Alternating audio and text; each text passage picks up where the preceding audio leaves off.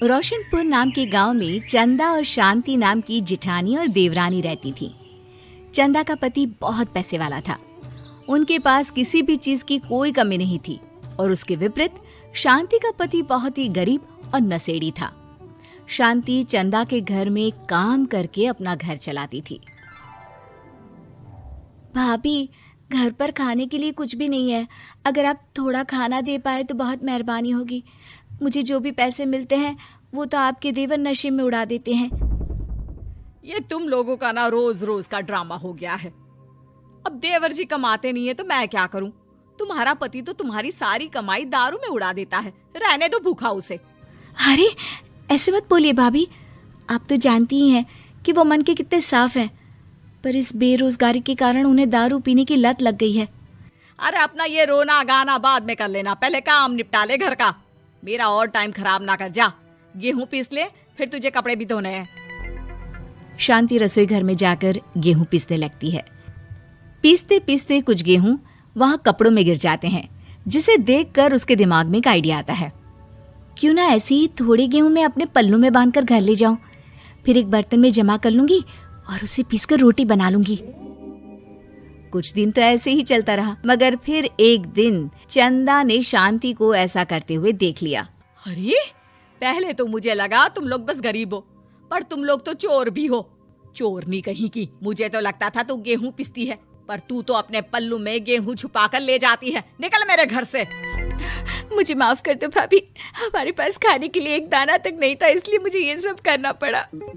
अरे तुम लोग मेरे रिश्तेदार हो, इसीलिए दया कर कर तुझे मैंने अपने घर पे काम पर रख लिया, पर तू और तेरा पति हमारे खानदान का नाम मिट्टी में मिलाने पर उतारू हो चुके हैं। आपको मुझे जितनी गालियां देनी है दीजिए, मारना है तो मार भी लीजिए भाभी, पर मुझे काम से मत निकालिए। परिवार की बात है, वरना कोई और ऐसा काम करता ना तो धक्के मार कर कब से घर का बाहर निकाल दिया होता। रोते रोते शांति अपने घर चली जाती है, जहाँ उसका नशेड़ी पति कहता है, अरे कहाँ रह गई थी कामचोर? इतनी देर क्यों कर दी? आज पैसे लाई कि आज भी खाली हाथ वापस आ गई है? अपने हाथ दिखा। जरूर पैसे छुपा लिए ताकि मैं दारू ना पी पाऊं। नहीं जी, मैं आपसे क्यों छुपाऊंगी, और अभी आप दारू पीने की बात कर रहे हैं, उसी कारण तो आज हम लोगों की ये हालत हो गई है। किसी काम की नहीं है तू, बिना मार खाए समझेगी नहीं। रख, अभी तेरे होश ठिकाने लगाता हूँ। रामलाल शांति को बहुत मारता है। शांति का मन दुखी हो जाता है और वो गांव के तालाब के पास के एक पेड़ के नीचे बैठकर फूट फूट कर रोने लगती है। मैंने कभी किसी का बुरा नहीं किया, फिर भी भगवान मेरे साथ ऐसा क्यों कर रहा है? मैं तो रामलाल जी की फिक्र करती हूँ, फिर भी उन्होंने मुझे इतना मारा। तभी उसे एक आवाज सुनाई देती है, रोने की कोई जरूरत नहीं है बेटी, चिंता क्यों करती हो? ये आवाज कहाँ से आ रही है? शांति अपने आसपास देखती है, उसे कोई नहीं दिखता। वो ऊपर देखती है, जहाँ उसे एक छोटी सी परी दिखती है। आप कौन है? आप तो कोई परी लगती हैं। हाँ बेटी, मैं इसी पेड़ पर रहती हूँ। मैंने तुम्हारी सारी बात सुनी, अब तुम्हें फिक्र करने की कोई जरूरत नहीं। अपनी आंखें बंद करो। शांति आंखें बंद करती है और जादुई परी अपनी छड़ी घुमाती है। उसकी छड़ी घुमाते ही पेड़ के सारे पत्ते सुनहरे रंग के हो जाते हैं। परी उनमें से एक पत्ता तोड़ लेती है और फिर से अपनी छड़ी घुमाती है, जिसके कारण सारे पत्ते पहले की तरह साधारण से दिखने लगते हैं। आंखें खोलो बेटा। लो, इस पत्ते को ले जाकर अपने तकिए के नीचे रख देना। ये तो एक साधारण पत्ता है, इससे क्या होगा? ठीक है, अगर आप कहती हैं तो मैं इसे रख लेती हूँ। शांति उस पत्ते को लेकर अपने घर जाती है और अपने कमरे में तकिए के नीचे रखकर सो जाती है। सपने में उसे वही पेड़ वाली जादुई परी दिखाई देती है। बोलो शांति, क्या चाहिए तुम्हें?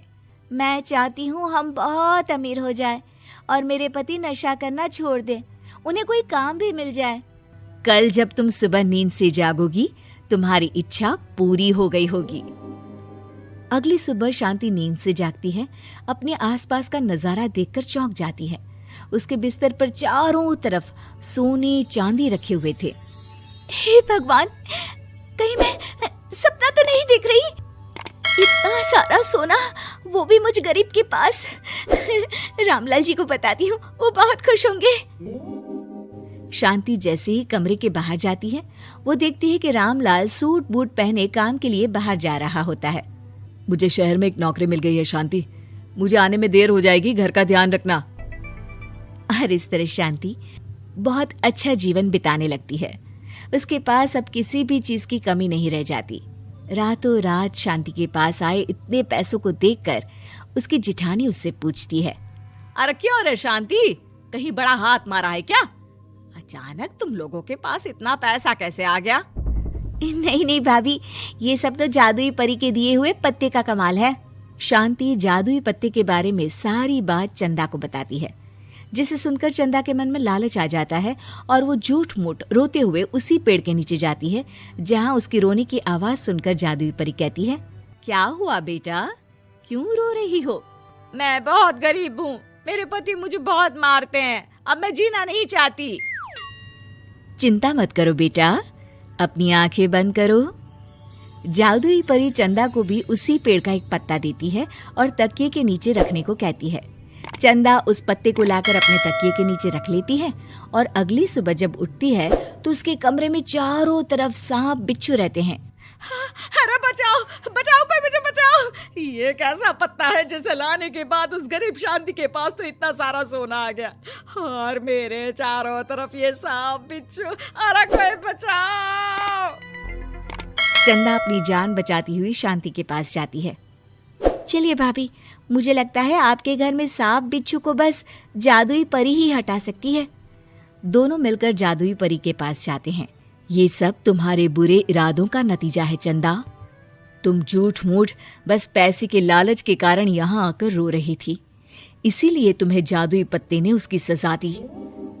अरे मुझे माफ कर दीजिए जादुई परी, मेरे मन में लालच आ गया था। अरे शांति, तुम भी मुझे माफ कर दो, मैंने तुम्हारे साथ बहुत गलत किया है, फिर भी तुम मेरी मदद के लिए आई। चंदा को अपनी गलती का एहसास हो जाता है, इसलिए जादुई परी उसके घर से सारे सांप बिच्छू को गायब कर देती है। चंदा और शांति आपस में मिलजुल कर रहने लगती हैं।